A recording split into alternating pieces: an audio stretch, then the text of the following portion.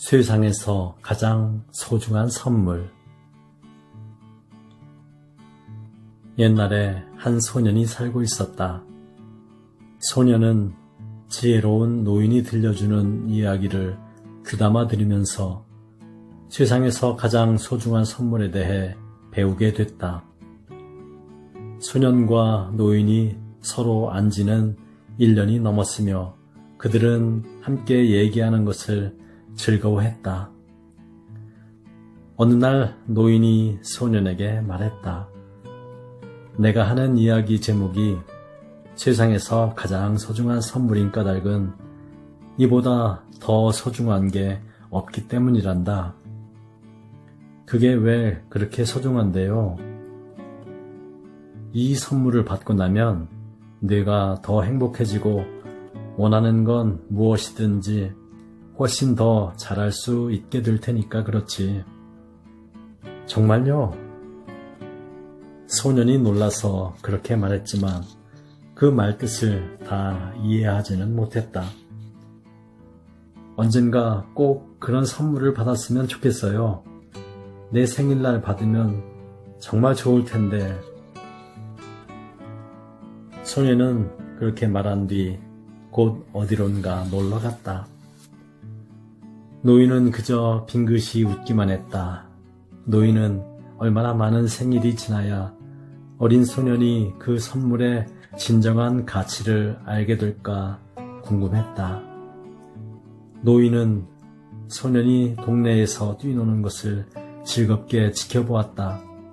종종 소년의 얼굴에 환한 미소가 떠오르는 것을 보았고 소년이 나무에 매단 그네를 타면서 즐겁게 웃는 소리를 들었다. 소년은 늘 행복해했고 무엇이든지 자신이 하는 일에 홀딱 빠져들었다. 그런 소년을 지켜보는 사람들 역시 모두 즐거워했다. 토요일 아침이면 노인은 소년이 길 건너편에서 잔디를 깎는 것을 지켜보곤 했다. 소년은 휘파람을 불어가며 일했다. 노인의 어린 친구는 무엇을 하건 늘 행복한 것만 같았다. 어느 날 아침 노인을 본 순간 소년은 언젠가 노인이 세상에서 가장 소중한 선물을 들려준 것을 기억해냈다. 소년은 그동안 자신이 받은 선물들을 하나하나 생각해 봤다.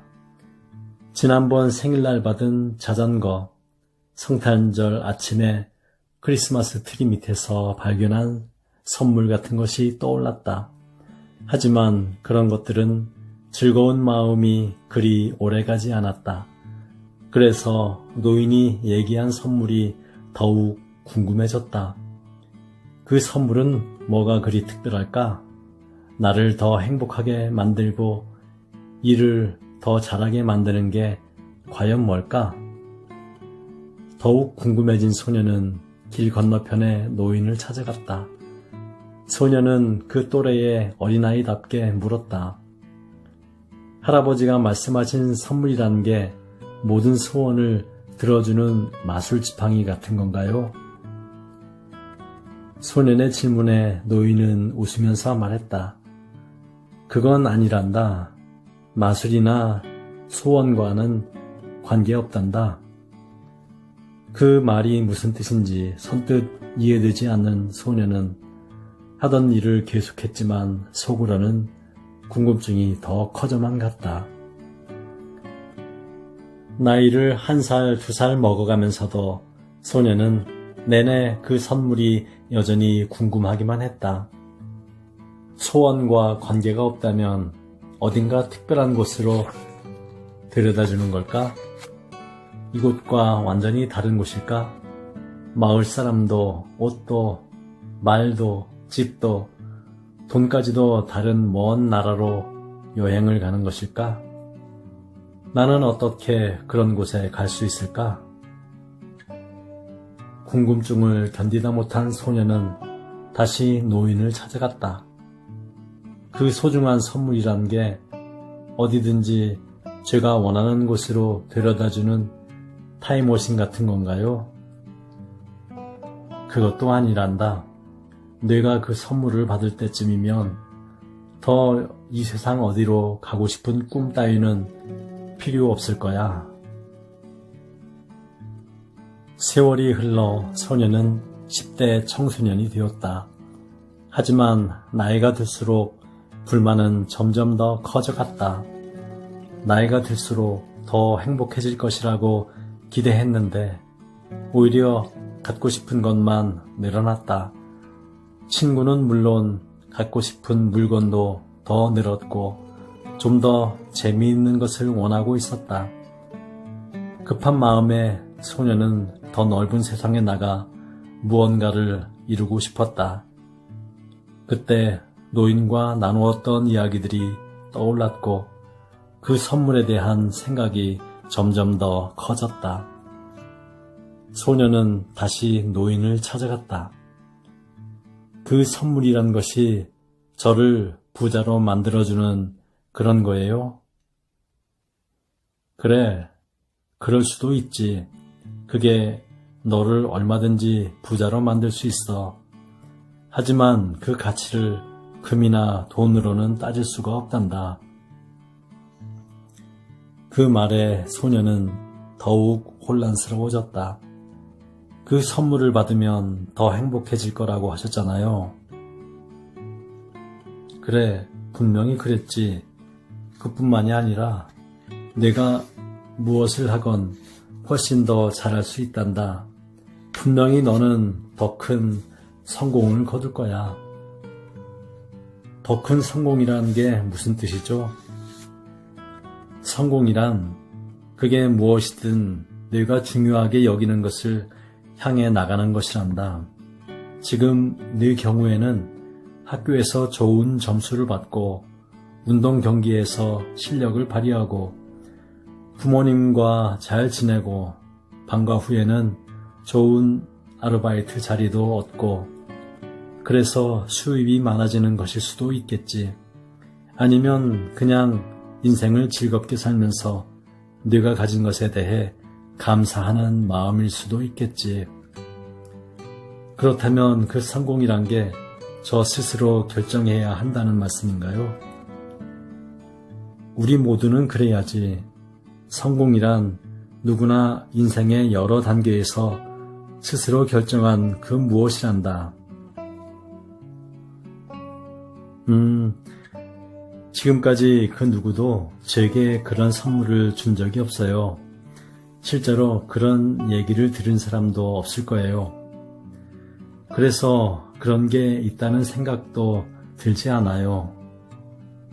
아니, 그렇지 않다. 그건 실제로 있단다. 내가 볼 때는 내가 아직 제대로 이해를 못하는 것 같구나. 그 선물이 무엇인지 당신은 이미 알고 있다.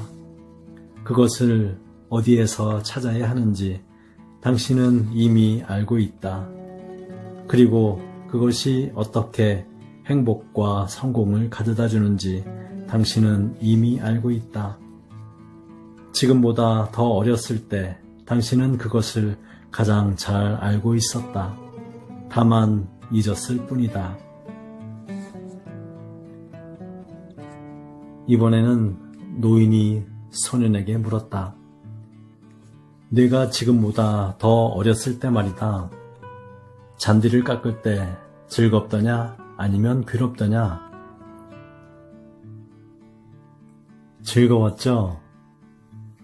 이제는 조금 더 자란 소년이 대답했다. 왜 좋았을까? 소년은 잠시 생각에 잠겼다가 대답했다. 그때는 그 일을 아주 좋아했으니까요. 제가 그 일을 아주 잘해서 동네 어른들이 잔디 깎는 일을 죄다 제게 맡겼거든요. 그래서 아이치고는 꽤 많은 돈을 벌었어요. 그러면 그때 그 일을 하면서 무슨 생각을 했니? 열심히 잔디 깎는 일만 생각했죠. 어떻게 하면 장애물을 피해서 잔디를 예쁘게 깎을까 그런 생각만 했어요. 어떻게 하면 더 빨리 잔디를 깎고 더 잘할 수 있는지만 몰두했어요. 하지만 무엇보다 제가 맡은 일에만 열중했어요. 소녀는 당연하다는 듯 잔디 깎는 일을 설명했다. 그러자 노인은 몸을 앞으로 숙이며 소년에게 말했다. 바로 그거야. 그랬기 때문에 너는 아주 행복했고 성공했던 것이지. 아쉽게도 10대에 접어든 소년은 방금 들은 이야기를 곰곰이 생각하지 않았다. 아니, 오히려 전보다 더 마음이 급해졌다. 할아버지, 제가 정말로 행복하기를 바라신다면 왜 그냥 그 선물이 무엇인지 알려주시지 않나요? 그러자 노인이 되물었다. 그리고 어디에서 찾을 수 있는지도? 예, 나도 그러고 싶다. 하지만 내게는 그런 힘이 없단다. 그 어떤 사람도 다른 사람에게 그 선물을 대신 찾아줄 수는 없단다. 그건 네가 스스로 찾아야 해. 오직 너 자신만이 그걸 발견할 수 있는 힘을 갖고 있지. 그 말에 실망한 소녀는 노인에게서 멀어져 갔다. 10대를 지나 청년으로 성장하는 동안 그는 어떻게든 자기 스스로 그 선물을 찾아야겠다고 다짐했다.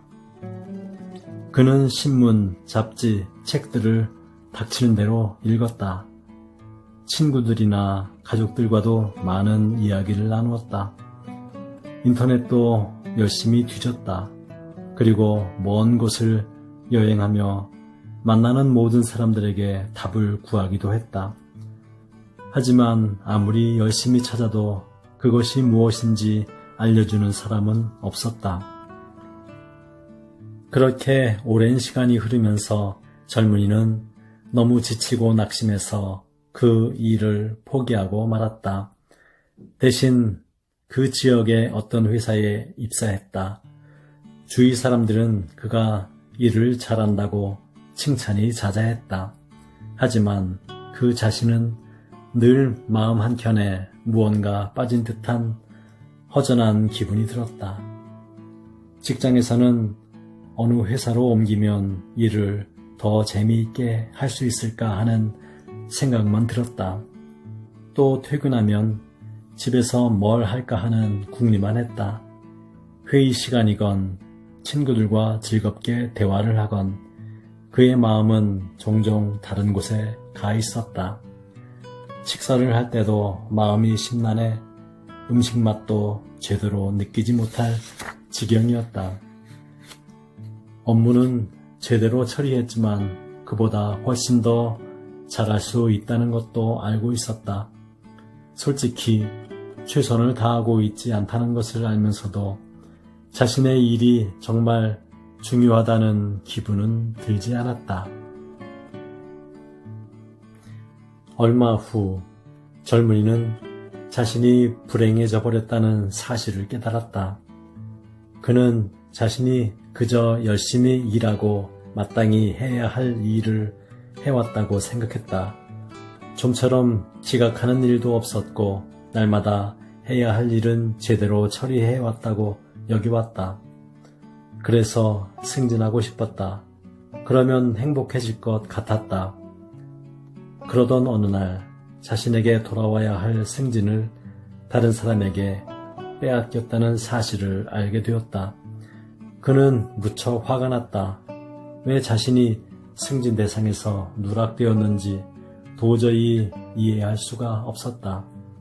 하지만 화를 낼 수도 없는 분위기라 겉으로 드러내지 않으려 애썼다. 그 때문에 속으로는 늘 화가 나 있었고 그 화를 삭이느라 쓸데없는 애만 썼다. 화가 난 상태라 자연히 업무 능률도 떨어지기 시작했다. 주위 사람들에게는 승진 따위 아무 상관없다는 듯 대수롭지 않게 행동했지만 마음 깊은 곳에서는 자책하고 있었다. 나는 정말 성공에 필요한 조건을 갖추고 있는 걸까? 사생활도 그리 상황이 좋지 않았다. 여자친구와 헤어진 것을 극복하지 못하고 있었다.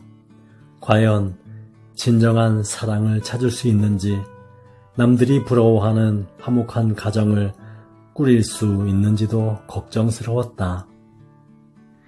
이제 하루하루 살아가는 것이 힘겹기까지 했다. 왠지 모르게 모든 일이 어긋나는 것 같았고 업무도 제대로 마무리되지 않았다. 꿈과 목표는 도저히 달성할 수 없었다. 자신이 어렸을 때 주위 사람들에게 떠벌렸던 일들을 하나도 이루지 못하고 있다고 느꼈다. 퇴근 후 집에 도착하면 점점 더 피곤하고 절망감만 커졌다. 자신의 일에 좀처럼 만족할 수도 없었다. 이제 어떻게 해야 할지조차 판단할 수 없었다. 그때 어린 시절이 불현듯 떠올랐다. 삶이 더 단순했던 때였다. 노인과 나눈 이야기들과 소중한 선물이 새삼스럽게 다가왔다. 그는 자신이 원했던 것만큼 행복하지도 성공을 거두지도 못한 느낌이 들었다. 그리고 노인이 들려준 그 선물이 무엇인지 자세히 알아보지 않은 것을 후회했다. 이제 노인과 이야기를 나눈 이후 엄청난 시간이 흘러버렸다. 그동안 자신이 잘못 살아왔다는 당혹감이 들었다.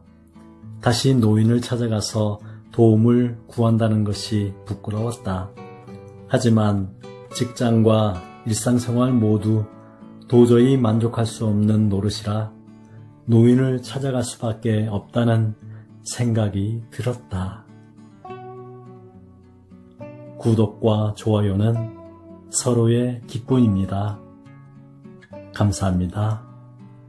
축복합니다.